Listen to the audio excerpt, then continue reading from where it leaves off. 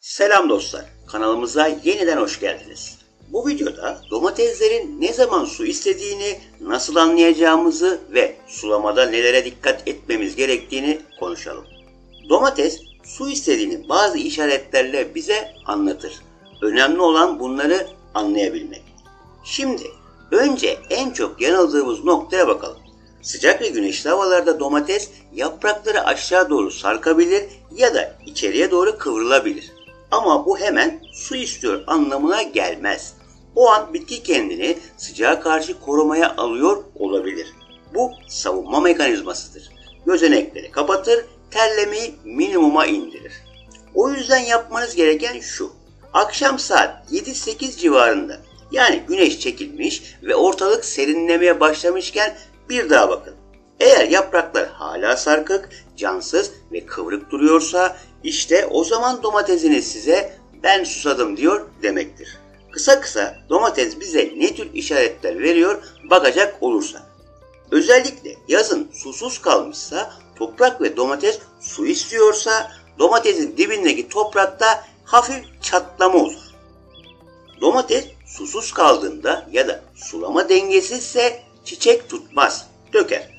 Eğer fidelerde çiçeklenme başlamış ama çiçekler kuruyup dökülüyorsa bu ciddi su dengesi sorununa işaret edebilir. Başka nedenleri gözden geçirirken su sorunu olabileceğini de atlamayın. Bakın sevgili arkadaşlar, bu detayı herkes bilmez. Bu kanalın müdavimlerine özel bir bilgi olsun.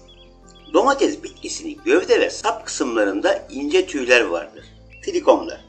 Bitkinin stres durumuna göre şekil değiştirip bazen miktarını arttırabilir.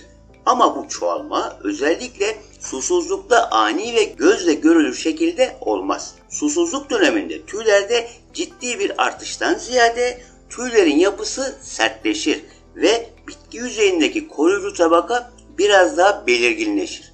Bunu gözünüzle fark edebilirsiniz. Bu bitkinin su kaybını azaltmak için doğal bir tepkisidir. Ama uzun süreli susuzlukta tüy sayısı artmaz. Mevcut tüyler kurur ve cansızlaşır. Çünkü bitki büyümeyi durdurup hayatta kalmaya odaklanır. Aşırı susuzlukta domates bitkisinin alt gövdesi hafif grimsi mat bir renk alabilir. Canlılığını kaybeder. Özellikle genç fidelerde bu çok daha net görünür. Normalde 2-3 günde bir yeni sürgün vermesi gereken domates susuzluktan büyümesini durdurur, boyatmaz, yeni dal vermez. Eğer bir haftadır hiç gelişme yoksa su dengesini kontrol edin, bir yerde hata yapıyorsunuz. Her ne kadar başka nedenlerden dolayı da olsa aşırı susuzlukta özellikle yaşlı yaprakların kenarlarında kuruma ve sararma başlar. Bu bitkinin artık minimum suyla hayatta kalmaya çalıştığının işaretidir. Ve aslında çok rahat gözlemleyeceğiniz bir durum bahçenizdeki domates kokusunun zayıflaması. O buram buram domates kokan bahçe artık eskisi gibi kokmuyorsa ilk önce susuzluktan şüphelenin.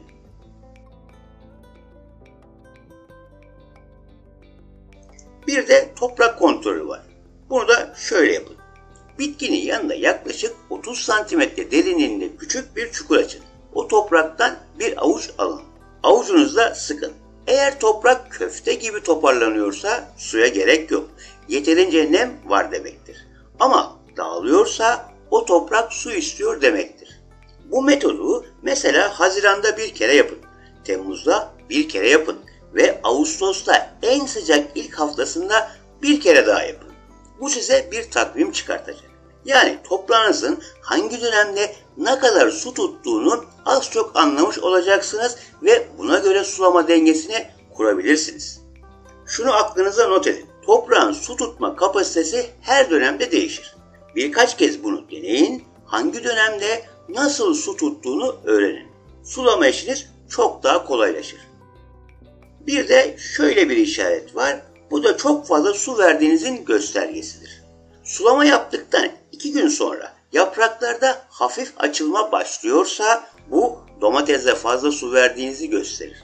Domates fazla suyu çekmiştir ve yapraklarda açılma başlamıştır. Sulama düzeni oturdukça bu açılıp kapanmalar da dengeye gelir.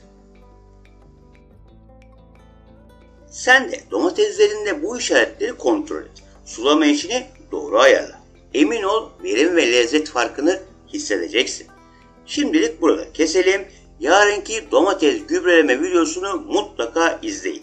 Emin olun bu kadar detaylısını bulamazsınız. Videoyu beğendiyseniz beğen tuşuna basmayı, yeni videolar için abone olmayı unutma. Bir sonraki videoda görüşmek üzere.